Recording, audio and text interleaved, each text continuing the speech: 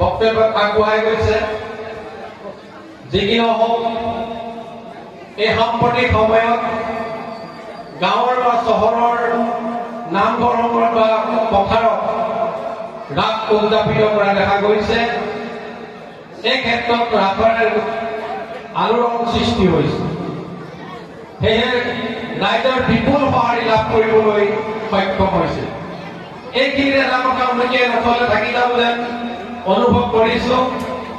এই মহান অনুষ্ঠানবিলাক নিজৰ ওপৰত ন্যস্ত দায়িত্বৰে নিষ্ঠা সহকাৰে পালন কৰি যি ৰাইজৰ লগত নিদৰ্শন দাঙি ধৰিছে, ই সঁচাকৈ এক আদৰণীয় বিষয়। আমি ৰাস পাতিলে চালে কৰিলে নহ'ব, তাৰ আদৰ্শ ল'ব পাৰিলে গুৰুজনাক শ্ৰদ্ধা কৰা হ'ব। সাম্প্ৰতিক সময়ত অসূয়া প্ৰীতি, মানৱ উচ্ছৃংখলতা দিনক দিনে বাঢ়িব লাগিছে।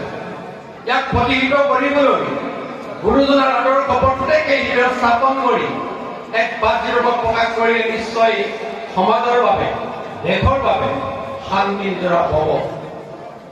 অনাগত দিনত এই ৰাস এভাগি সমাংগ সুন্দৰভাৱে আগুৱাই নি এগছি বন্তি দৰে জ্বলাই তোলক, যাতে নতুন প্ৰজন্মই নৈতিক আধ্যাত্মিকতাৰে এখন প্ৰেমময় সমাজ গঠন কৰিব পাৰে।